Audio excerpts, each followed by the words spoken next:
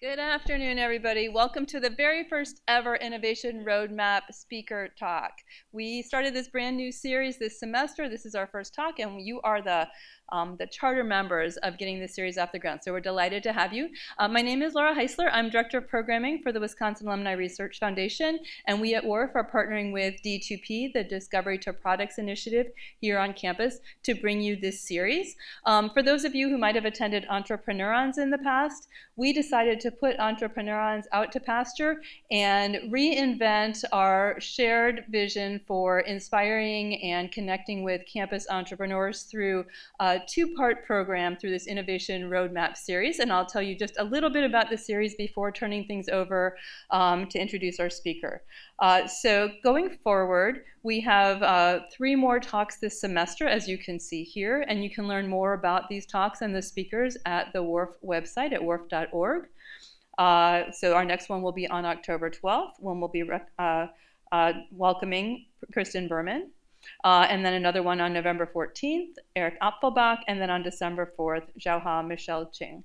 So please consider joining us. If you got an email from us today, you'll get an email about these. If you didn't get an email and you would like to start getting more emails, you're welcome to sign up on the sign-up sheet just right outside.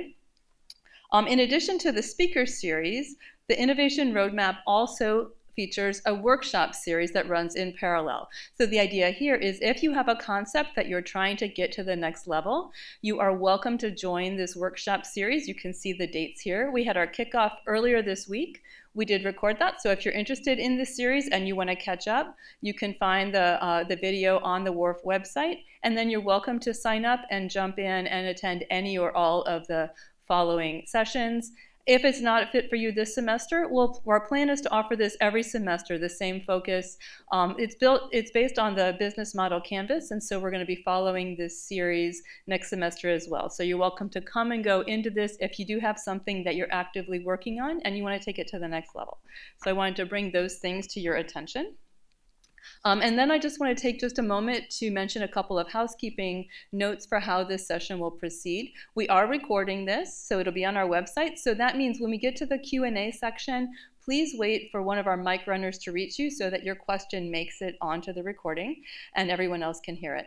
Our plan is to have about 15 minutes for Q&A, so we definitely encourage you to think about questions that you want to address to our speaker, and then we'll turn things over to that section at about 4:45.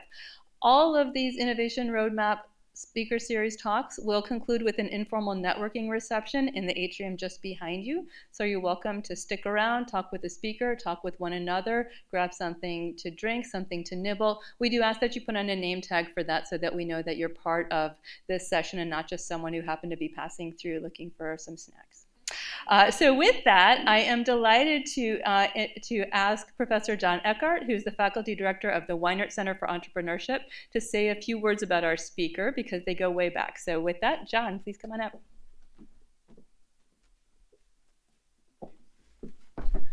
So thank you. You're in for a great treat this evening. I'm John Eckhart, a professor in the Wisconsin School of Business.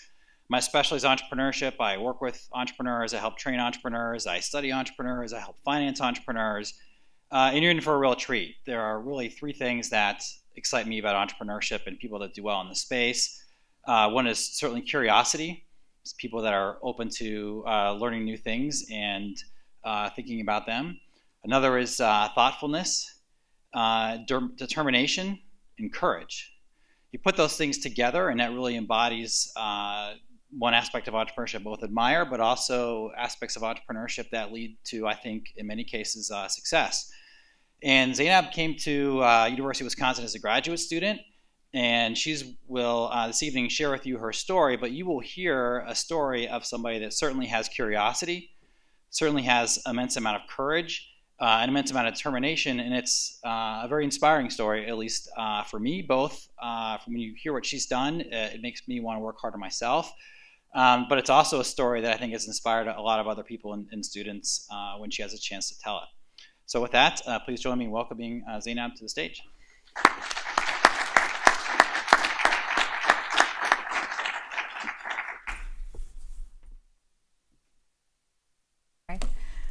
Thank you so much, John, Laura, and WARF for having me. And like John mentioned, I'm Zainab. I'm currently a product lead at Airbnb, where I am responsible for the technical re-architecture of a $40 billion business. Before this, I was a tech lead at Facebook, where I built products that are now used by 1.7 billion people. So if you've ever used a page on Facebook, if you've ever poked or received a poke, if you've ever used a like sticker pack, if you've ever seen an ad, you've interacted with something that I've built. So my journey to do all of this started about 15 years ago. And in that time, I've been very fortunate to having had the opportunity to travel 40 different countries. And I came to the US with $107. And I've been able to take the $107 and turn that into a fulfilling career. I've mentored new software engineers, I've built nonprofits, and my journey so far has taken me from South Carolina, where I landed 13 years ago, to Silicon Valley, and now coming back full circle to Madison, which is what I think my first home. So my journey in Silicon Valley inspired me to co-found wogrammer, which is a nonprofit that is changing the way stories are told about women. So far, we've profiled 200 women engineers and scientists, and our goal is to break stereotypes by highlighting the amazing accomplishments of women engineers and scientists in the field. We've interviewed women engineers from every continent, including we found an engineer in Antarctica, and our work reaches over 4 million people. So while I'm really proud of these accomplishments and what I have been able to accomplish to this date, I want to share with you the skills that I have observed through this journey, which I believe are foundational to success in life, or if you're doing entrepreneurship. And these 4 skills are persistence, ignorance, belief, and failure. So to me, entrepreneurship is not about starting a new company. Entrepreneurship to me is a way of life. And this is why entrepreneurship excites me so much. I like to think of my entrepreneurship journey as having started 15 years ago when I decided to leave India and move to another country. I thought, well, I would travel the world and I would learn better the world that I lived in. This would help me grow as a person. And this would also give me the opportunity to learn new things. And that was something that I'm still really excited about, is my, we good? Thank you. And so that is something that really excites me to this date, is constantly challenging myself and learning new things. So when I made this decision, it sounded really great on paper. I had this thing that I wrote, travel the world and do it as quickly as possible. Except there was one challenge. I didn't have any money to do that. So I have this really strong belief that anyone should be able to, irrespective of where they come from and what they do, afford a good education and afford good healthcare. And armed with this belief, I decided to take a chance and move to US with $107 and no knowledge of what it would take to succeed in another country by myself. So I came up with the plan to move here, and I started researching different universities. I researched over 500 universities in the US, and very few offered scholarships to international students, which is what I would be when I moved here. And I had to come up with a plan to try and apply to as many as I possibly could, who would consider me and give me some kind of tuition assistance, which would help me move to the United States. So I found 13 such universities.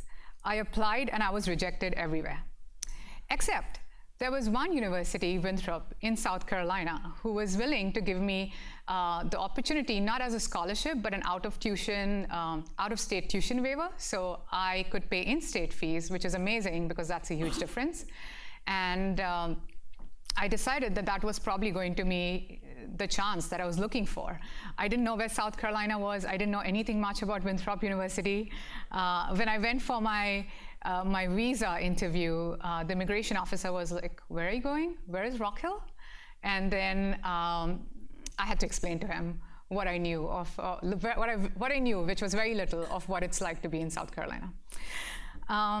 So my plan was that if only I could find 30 plus hours of work and maintain exceptional grades, I had a chance to cover all tuition. So I landed in US about 13 years ago with $107 and some very big dreams. As I mentioned, I had no idea what this experience would look like. I was quite ignorant, which in some ways worked out for me, because had I known all the different challenges I would face in just making this whole crazy plan work, I would have probably got scared and backed out.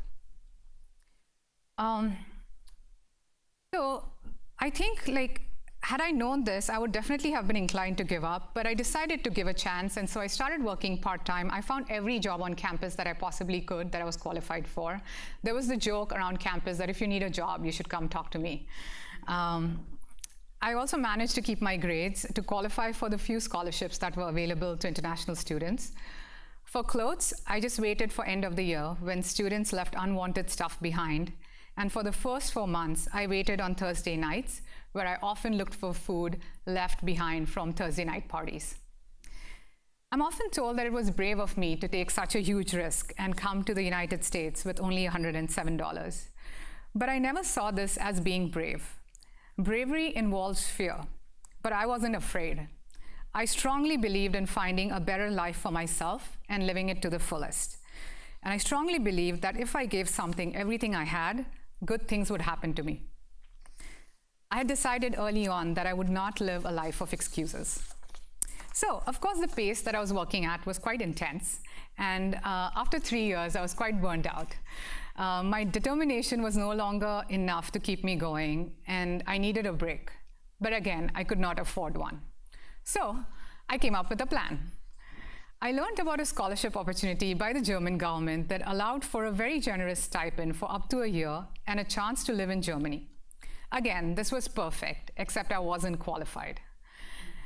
The scholarship is for students who've studied German language and have expressed interest and knowledge in German literature and culture. I didn't know any German, but I really wanted this scholarship. Not only would it be a huge honor because I would pay for my final year of schooling, I would also be the first one from my university to do this. So I thought of the application pool and what my competition was. I would be competing with students from really well-known universities who were exceptionally smart, had great achievements, and I felt like I wasn't good enough. So I thought, well, how do I stand out? How do I make the application committee look at my application and seriously consider me? I thought, well, if I focus on what makes me unique, I have a good story, and I could convince them how good I would be for this scholarship, irrespective of my qualifications. So the things that I knew was that Germany was the land of homeopathy, an alternative form of medicine. So I devised a unique research proposal with my background knowledge of alternative medicine from my time in India. Now, if only I could get backing from a German research institute saying that I was eligible and that I was welcome to come to their research lab and study and conduct research there, I knew I had a chance. So I persisted, and I emailed every single researcher in this field that I could find. So I sent out 50 plus emails. I heard back from 3. And there was only one who was willing to write a letter that I could use to apply for the scholarship. I then convinced the German language professor on campus to write a letter of recommendation to the committee in German, attesting to my great ability to learn new things and attest to my ability to actually being qualified for this scholarship that I was not qualified for. The German language professor was confused, terrified, and initially quite reluctant. But my persistence paid off. After a couple of visits to his office, he wrote a letter of recommendation in German to the scholarship committee. To my surprise, I was accepted a few months later, and I landed in Berlin, where I worked with the largest university hospital in Europe and Karolinska Institute, where the winner of Nobel Prize for Medicine is decided every year. So I'm glad I persisted, and I did not accept my lack of qualifications as an excuse to not apply. I returned back from a successful year in Germany and worked really hard during my final year to be eligible for a job. I knew it was a rough road. I would need a company to sponsor my work visa, which is pretty unheard of for an undergraduate student since it is very expensive for the company and it's harder for them to make a case for me as a skilled worker. I had figured if I worked really hard, if I had an exceptional background, I had a chance. It was 2008. The markets crashed and the recession hit. I applied to over 200 positions with no response or rejections. I just kept trying, hoping something would work out. I had no other option. Fortunately, a nonprofit, which I volunteered at throughout college, offered me a position. My assignment was to build business models to provide free pediatric care to kids under 5.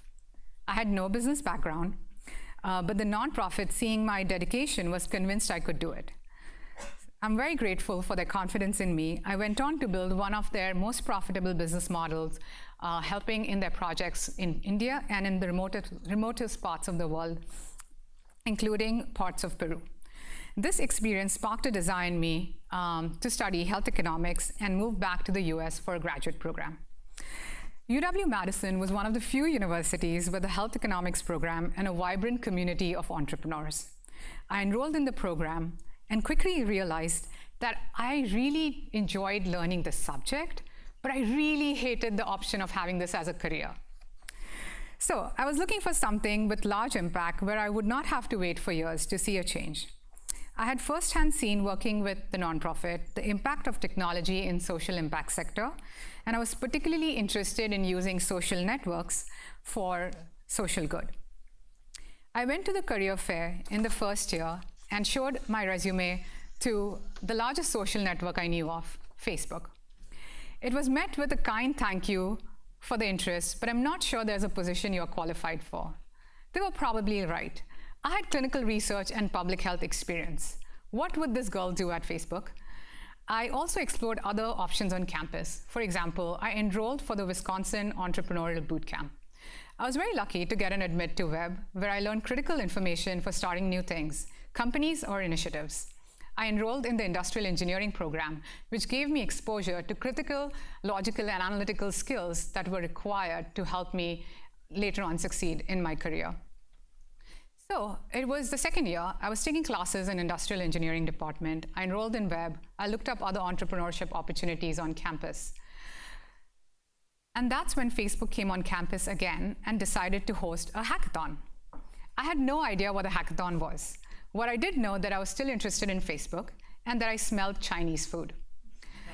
My research lab in the industrial engineering department was right next door to the engineering building where this hackathon was taking place. As someone who's used to living off free pizza, having events like these with the chance to eat free Chinese food was next level stuff.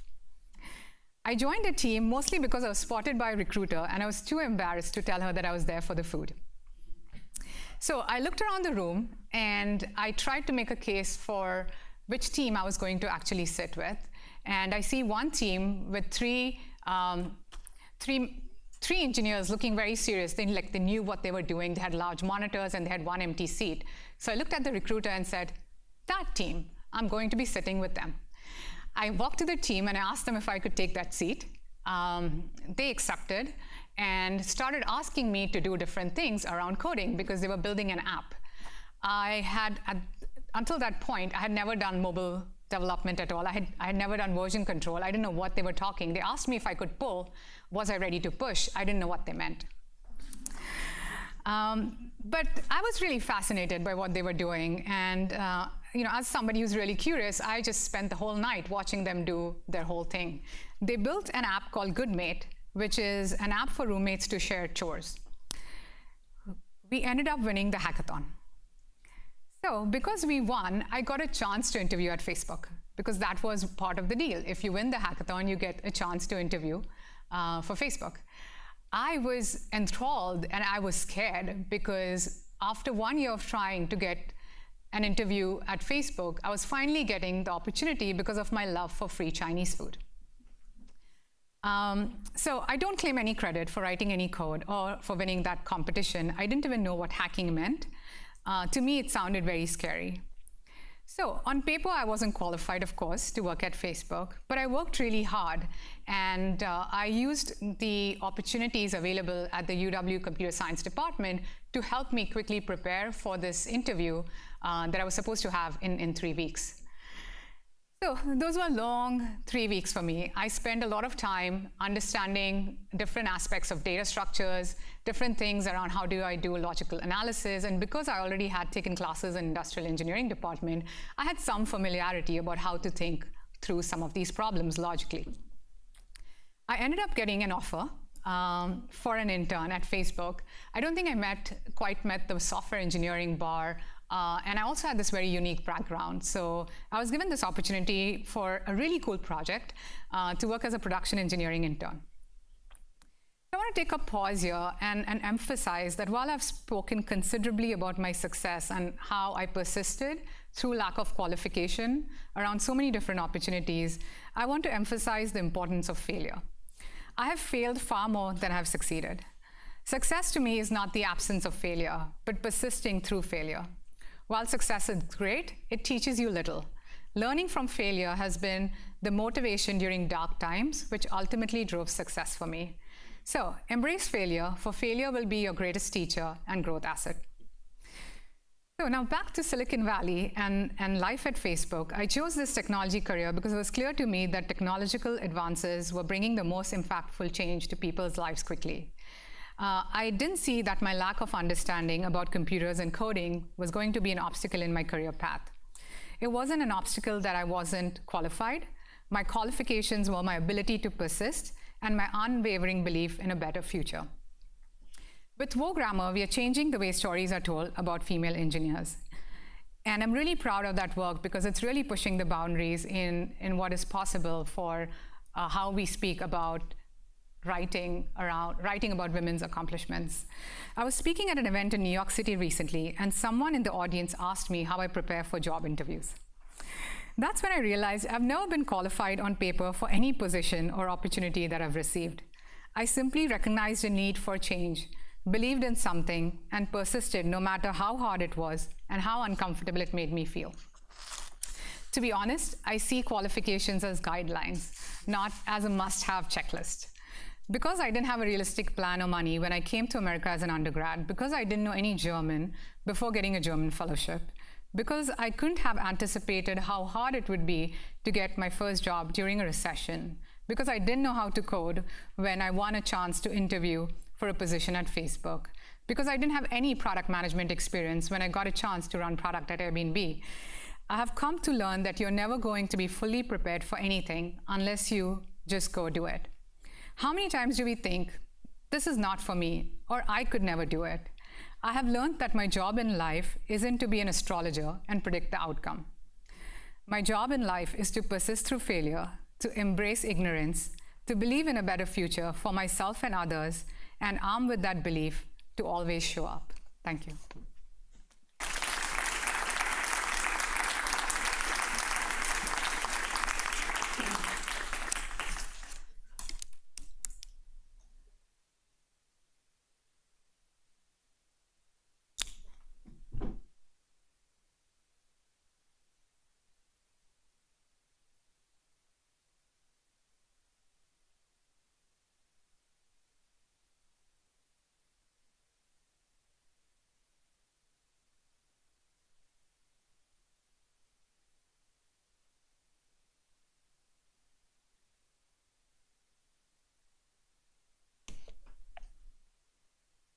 Thank you for the inspiring presentation.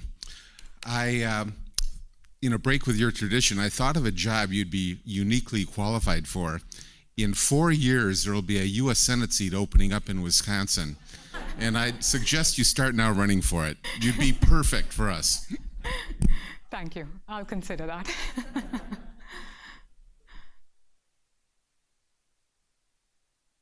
Short question, can you code now? And what do you do, or what did you do to get wogrammer off the ground?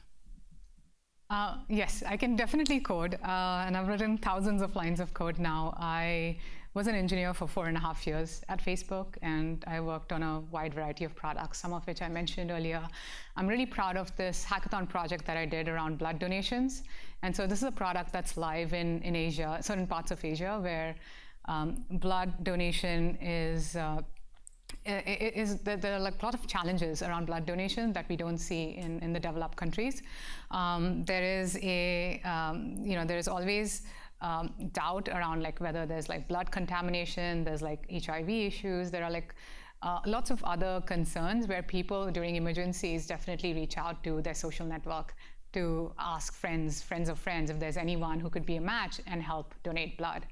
And when I was growing up, I saw my father go get a text message and run to a hospital and donate blood. And I was really inspired to do something about connecting people who are looking for blood with blood donors. And so on my part-time on the side, I built this product, and I wrote most of the code along with another engineer, and it's now live in parts of Asia. So I was really excited that I could use coding to kind of not only obviously do my day-to-day job, but also look for these hackathon projects, look for things that I was really inspired to do, and use my skill as an engineer to build these things out.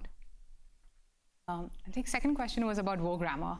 So wogrammer is really is a funny story because I and Erin, my co-founder, we started wogrammer, as I mentioned, to inspire the next generation of women and to raise awareness about how do we interview women, and there's obviously there's a lot of nuances to kind of the questions you should be asking, and you should be considerate about not asking.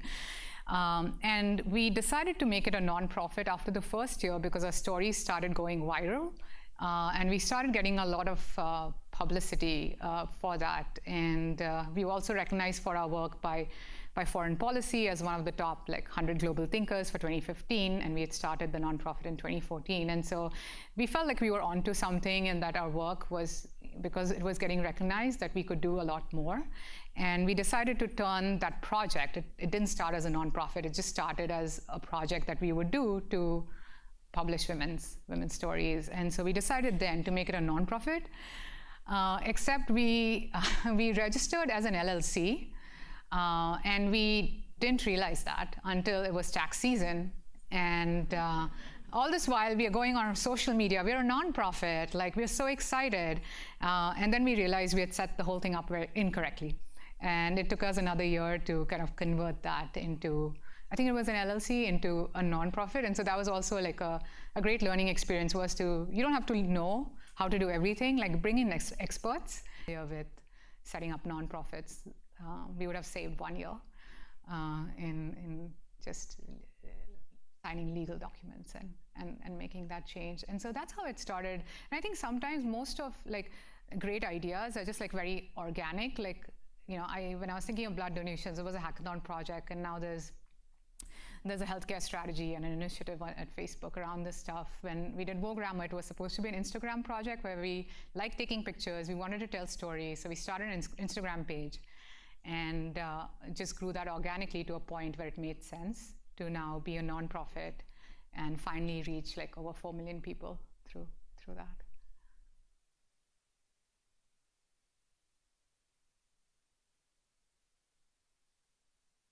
Thank you for being here. It's an interesting conversation, and I'll apologize now if my question isn't well formed.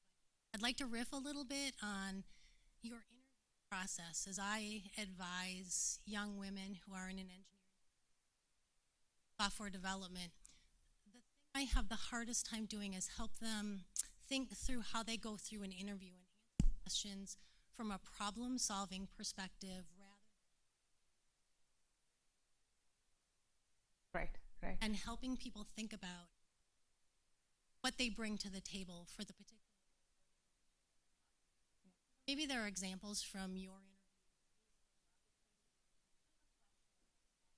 technically oriented or talked about how you can see the problem in their, because I think that's something that's very difficult for people, especially as they first enter the workforce, to understand how to talk like that. Right.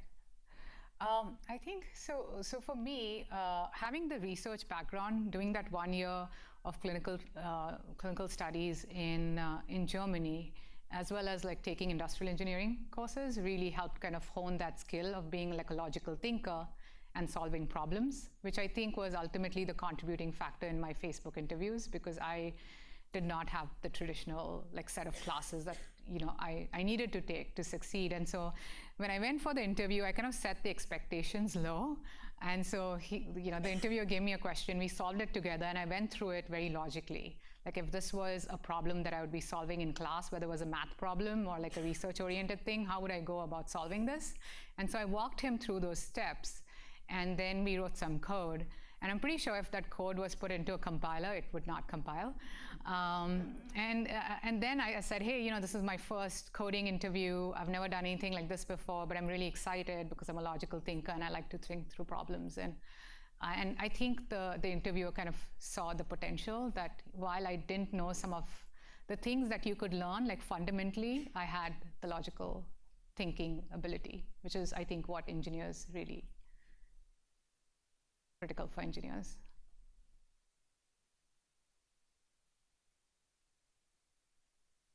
Thank you for your talk.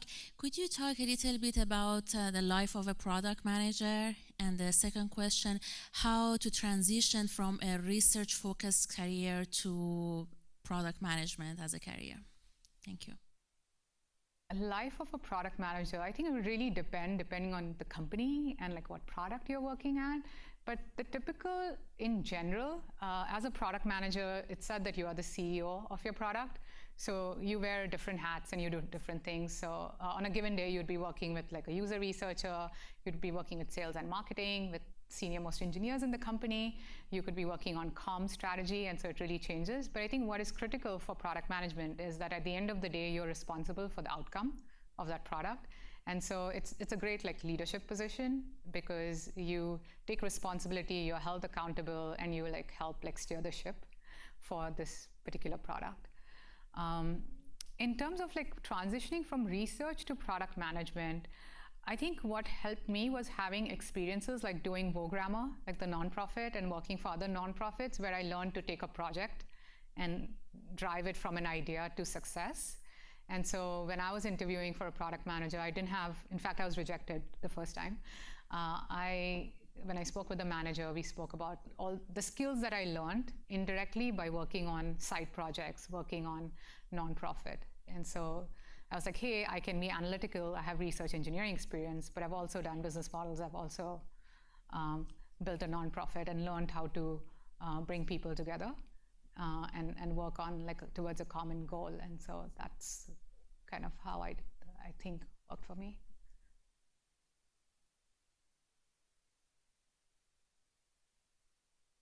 You're obviously a very driven woman, but I'm curious if you had formal or informal mentoring along the way, and if that was critical to your success, and how you reach out to create a more formal mentoring situation.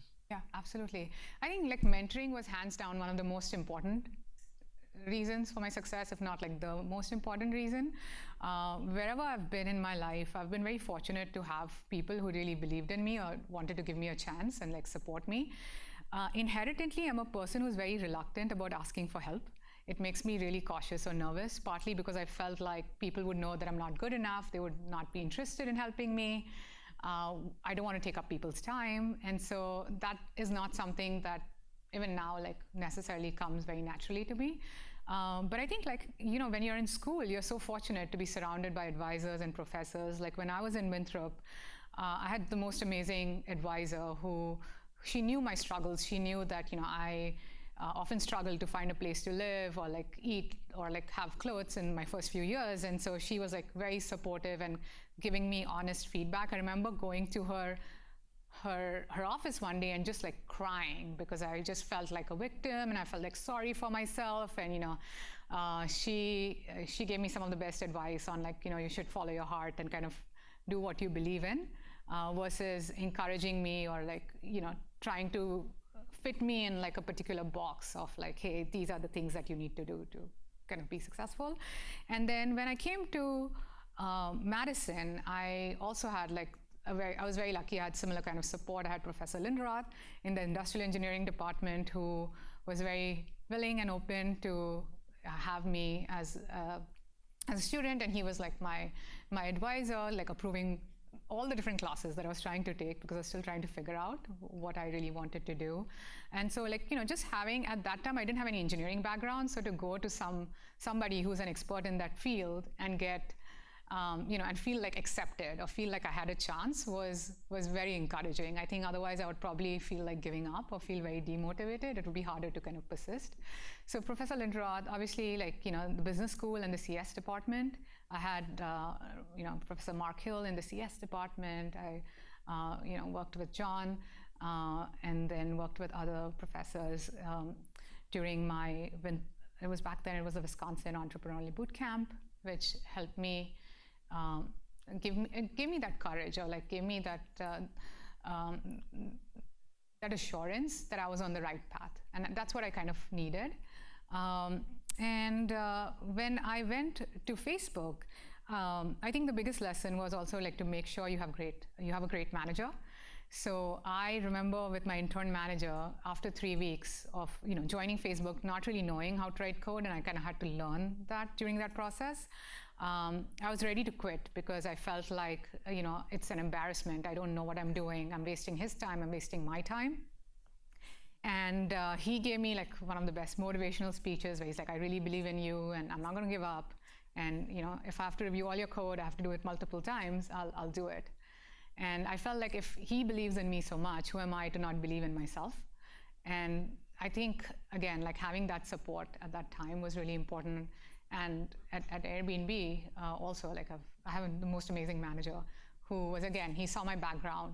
He wasn't looking for like, hey, it's fine if she doesn't have the traditional kind of product management experience, but she has a lot of potential. She's done things on the side, and I'm going to give her a chance. And he's still like one of the most supporting people in my life. So definitely, I think looking out for advisors and asking for help is. Hi. Thanks so much for coming and sharing your story. It's really inspiring, and you strike me as someone who is just absolutely fearless and driven, and I guess you've probably, as you've just shared, grown a lot from the moment that you came here. But I'm just wondering if you can comment on your role as a woman engineer and how you've seen yourself supported, how we are growing and evolving, and what still needs to change. I don't see myself as a woman engineer. I just see myself as an engineer. And my ability to, like, as a woman, that's not something that affects my work. That's not a skill I bring in. The skills I bring in are being a logical thinker, communication skills, persuading. And so, yeah, I never quite understand when, somebody asks me what it's like to be a woman in tech, because it doesn't, to me, matter whether I'm a male or a female. I'm just an engineer. And in terms of like what kind of like advice or how I see it, I think, again, I think it goes back to just treating men and women the same way. Ask men and women the same questions. If you ask a woman what it's like to be a woman engineer, ask a man what it's like to be a male engineer. If you ask a woman what it's like to manage work-life balance, ask a guy what it's like to manage work-life balance. I think we need to like treat people equally. I loved your speech. It was really inspiring. So when you mentioned the 4 skills for entrepreneurs, you mentioned ignorance. I didn't understand what you meant by it. Yeah. So for me, ignorance is, you don't have to, knowledge is obviously important. But I think ignorance is important because then you think everything is possible. I think there are 2 times when you think everything is possible. Either you're drunk or you're ignorant. And that's a great thing, is to believe that anything is possible, right? And so for me, the times that I was ignorant is when I ended up like taking on things, even though later I realized that, there are lots of things I had to learn. For example, I was ignorant about how much it takes to move to another country and be successful. And I'm glad I was, because I just showed up and then I was like, I have to deal with this. Now I'm here. And it was the same thing with Facebook, where I didn't quite fully understand what it means to be an engineer, and I signed up for the stuff, and even though I struggled, I was glad I was there, because now it's like, okay, you're here, somebody believes in you, you just got to deal with it. Nobody ever told me how hard it is to go through an engineering Facebook coding interview, and I think if people had told me that, I would have probably said, oh, okay, this is not for me, it's too hard. But because I had no concept of how hard it was, I just showed up. And I started talking to the interviewers in a way that maybe they were not used to, because we were just going through problems logically, and I was just doing things in a slightly different way, because I just didn't know any better. And I was glad that I was ignorant, because otherwise I probably would have resisted showing up. I would have been a lot more nervous about things. And I think that's where I think, if you believe in something, for example, if you're like, oh, I want to move to this country, or I want to do this thing, it's important to either avoid the naysayers completely, or if you have the ability, which I don't, to filter that out, then that's what I mean by being ignorant.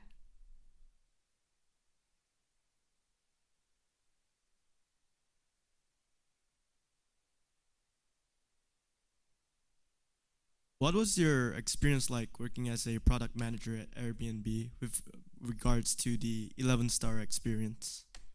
Regards to the? 11-star experience. Have you heard of that? 'Cause I read that in the Airbnb product manager article. It's basically a concept where for Airbnb, the 5-star experience is you go to Airbnb, the guy opens the door for you, you live there, and then you get out. Okay, I've used Airbnb. But in order to scale, you should think of it as what's the best possible experience. So you go a step further, you got a 6-star experience, you go there. Oh, wow. On the table there's wine, their name card for you, the fridge is stocked with water, and the toilet's full of toiletries, and you're like, oh yeah, it's pretty good. And you go next step, 7-star. You arrive at the house, the person's done some studying about you, they find out that you like surfboarding, so they have a surfboard there, and then they sign you up for classes, and you're like, woohoo, I'm ready to go. And you take it a step further, let's say you go to a 10-star experience. You arrive at the airport, there's a whole crowd waiting for you, just waiting to get you into a limo and then bring you to a beach, things like that. And the 11-star experience is when you arrive at the airport, you see Elon Musk, and he says, all right, we're going to space. So did you have any similar encounter over there? I've never heard of this. I should check that article out. That'll help my job. Thank you. Okay. What was it like working as a product manager? It's amazing. I really like it because I think I'm able to use all the skills that I've learned across all my different experiences and bring that together. So taking analytical skills, engineering knowledge, learning how to work with different people and speaking kind of the different language, whether it's marketing, it's communications, user research, design, engineering. So I feel like for me, it was full circle. I'm able to use all these different skills that I've learned throughout my journey and be able to apply to my job. So I really enjoy it. Can you share with us some ways that you've changed Airbnb or forwarded their mission or changed their culture, contributed to the advancement of their product? Yeah, I mean, at a very high level, I can talk about one of my projects, which is, as I mentioned, it's a re-architecture of a technical stack. And so this takes a few million lines of code and completely changes the way the architecture is written. So you break the 2 million lines or X million lines of code into what we call smaller microservices. And then those microservices are designed in a way to make a system that's really reliable, efficient, and robust. So it's a pretty big initiative, and it's really exciting to kind of be part of leading that and working on that project.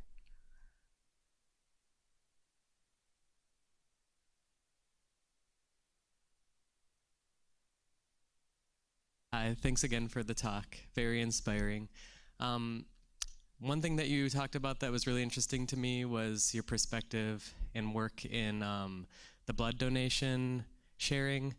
I was curious if you'd be willing to share some other initiatives or things you're looking into or would like to see changed globally or more locally or what have you. I mean, since my familiarity is mostly in the public health space, I imagine that there are lots of things that we can do with social networks or using tech to impact public health initiatives.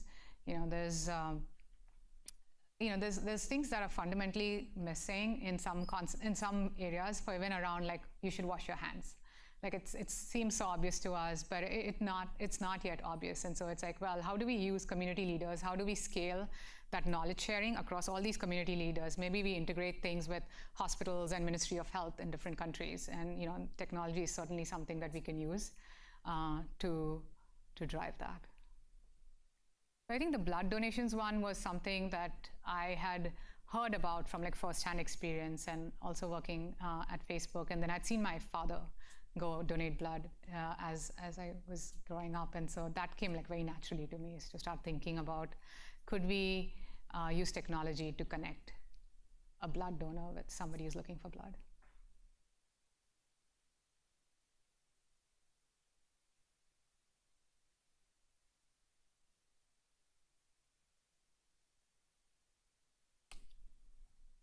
So you come across as being a very innovative person, and I wonder, as a professor, how you approached education. Did you say to yourself, look, what I want to do is take as many credits as possible and get the highest grades as possible? Or did you say, or did you approach education by saying, I want to take as few credits as possible and meet as many people as possible? And given that you've had the benefit of hindsight, what kind of advice do you have for students that want to be more entrepreneurial, how to get the most out of their time while they're here on campus? I have always been the person who took the most credits I possibly could when I was in school, and I don't know if necessarily that was a good or a bad thing. For me, I think, education is obviously a lifelong thing, and I think what is fundamental is the ability to quickly learn new things. And I started as a theater major, I switched to chemistry, and then graduated with a degree in biochemistry and nutrition. I came to Madison as a PhD in health economics, graduated with a computer science and industrial engineering degree. And so I was never very clear about what I wanted to do. And I think partly it was just, I'm a very curious person. I just enjoy learning new things. So I just wanted to absorb all the knowledge that I possibly could get. And I think my professor's crazy because I wasn't even qualified for some of the classes I insisted on taking. And so I think like focusing on like broad subjects has really helped me in my career, but I think there's also value in going deep, especially if you're if you're a scientist, then obviously you want to go deep in that area and like you're the subject matter expert there. But because my goal wasn't to be a researcher, my goal was just like to be as broad as I possibly could, learn as much as I possibly can from different areas. I just ended up taking a lot of classes. Partly I also ended up taking classes, maybe my situation was a little unique, was because I had this fear that I wouldn't be able to compete for scholarships. And I really needed to get these scholarships to continue living in the country. And so I wanted to show that I could take 21 credits and still be a 4.0 student, and maybe that would get the scholarship committee take a look at my application. So partly it was driven by need, and partly driven by just being unclear and being curious about different things. But personally, I think if I had to go back and if I didn't have, scholarship or like, status or any other thing as a barrier, I would probably go with breadth and try to learn from different subjects instead of going like. Does that answer your question? I feel like I didn't quite answer your question. That's great.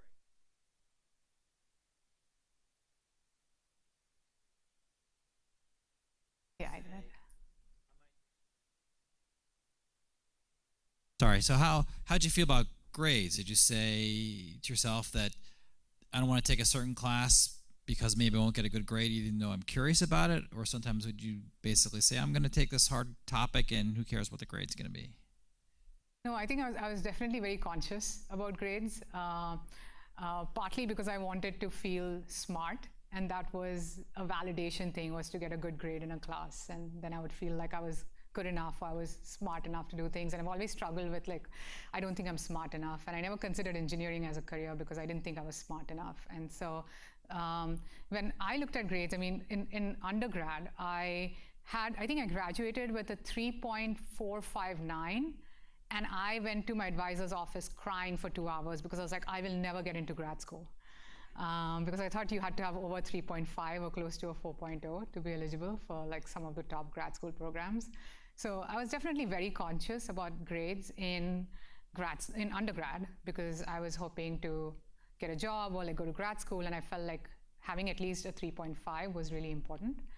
And then when I was in grad school, I was also very concerned about grades, and particularly I think to switch or to add, I think, an engineering major and like add CS degree, you needed at least like a 3.5 or something. Like there were some courses you had to have an A, an AB plus, or an AB plus for you to get like a master's in, I think it was computer science or industrial engineering. And I remember it was Professor Lindroth's class.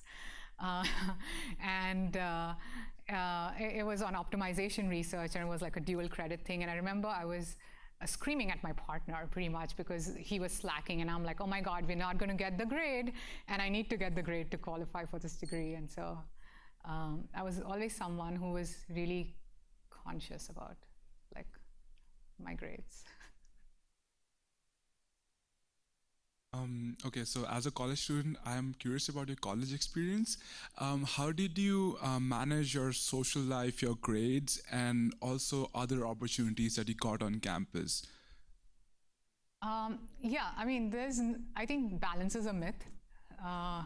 Like there is no such thing as like equilibrium or balance. Like, you know, one day I'm a better friend, another day I'm a better student, another day I'm a better researcher, or whatever it is that I was doing at that point of time. There was always compromise and conflict.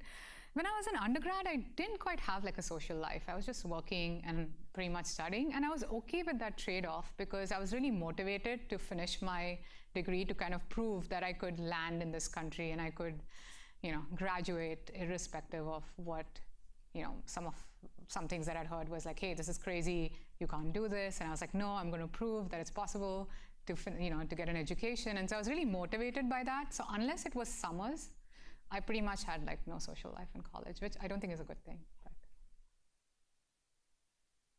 more questions?